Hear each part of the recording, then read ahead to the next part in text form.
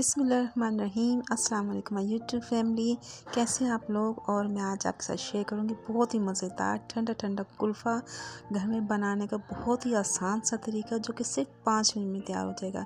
यानी कि जितनी देर में आप दूध को बॉयल करेंगे उतनी देर में ये हमारा मज़ेदार कुल्फ़ा आइसक्रीम तैयार हो जाएगी। और रोज़े की हालत में आपको बिल्कुल भी मेहनत नहीं करनी पड़ेगी, ना ही किचन में ज़्यादा टाइम लगेगा, और झटपट से आप इसको 5 मिनट में बना के मज़े के साथ इंजॉय कर सकते हैं।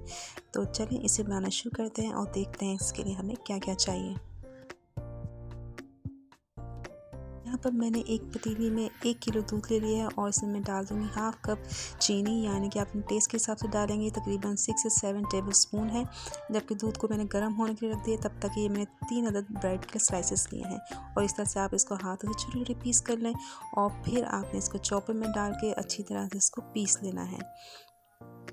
ये देखें, ये 3 पीस लिए हैं मैंने, ये मीडियम साइज़ के हैं। और फिर मैं इसे मशीन में डाल के इस तरह से मैंने इसको बारीक कर लिया है। तो इसको एक साइड पे रख देते हैं। और दूध में हमारा बॉयल आ चुका है, इसको देख लेते हैं। अब यहाँ पे मैंने हाफ़ टी स्पून सब्ज़ इलायची ली है, तकरीबन 3 से 4 अदद थी, और इसको मैंने पीस लिया था। मैंने छिलकों समेत पीसा है। छिलकों से बड़ी अच्छी खुशबू आती है और इसके बहुत ज़्यादा फ़ायदे भी होते हैं। इसको आप ज़ाया मत किया करें।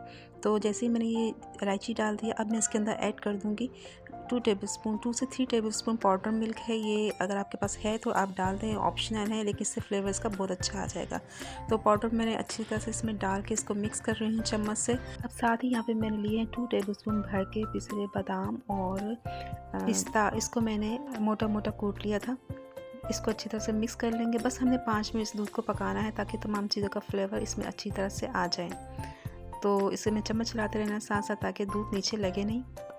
तो जैसे ही ये दूध हमारा बॉयल आ चुका है, उसको पकते हुए 5 मिनट हो चुके हैं, तो यहाँ पे मैंने 2 टेबलस्पून मेरे पास खोया रखा हुआ था, वो भी मैंने ऐड कर दिया है। खोए से ये है कि इसमें बहुत अच्छा सा क्रीमी और अच्छा सा टेस्ट आ जाएगा, लेकिन ये ऑप्शनल है। मेरे पास था तो मैंने इसे डाल दिया है।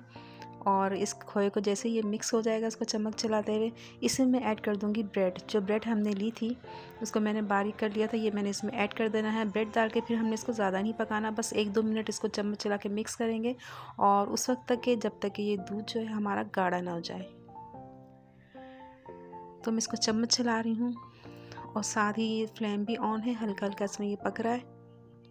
तो ये देखें, ये दूध हमारा गाढ़ा होना शुरू हो गया है। तो जैसे ये गाढ़ा होगा, इसको मैं फ्लेम ऑफ कर दूँगी और उसको ठंडा होने के लिए रख देंगे।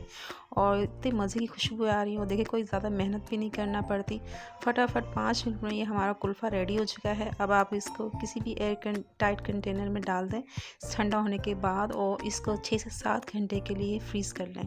तो इसके 7 घंटे के बाद मैं आपको दिखाती हूँ। ये देखें, ये हमारा जम चुका है कुल्फ़ा, और बहुत ही मज़े का तैयार हुआ है। बहुत कम टाइम लगता है और बहुत ही कम मेहनत होती है। इसको ज़रूर ट्राई कीजिएगा, स्पेशली रमज़ान में जब किचन में काम करने का टाइम ना हो, कुछ ठंडा और मीठा खाने को दिल चाहे, तो आप इस रेसिपी को ज़रूर ट्राई कीजिएगा, आपको बहुत पसंद आएगी।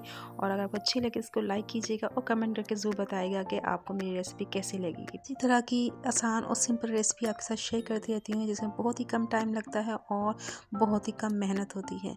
तो इसी तरह की रेसिपी अगर आपको चाहिए तो आप मेरे चैनल को सब्सक्राइब कीजिएगा और उसे लाइक भी कीजिएगा। फिर मिलेंगे इंशाल्लाह किसी अच्छी रेसिपी के साथ। तब तक के लिए अल्लाह हाफिज़।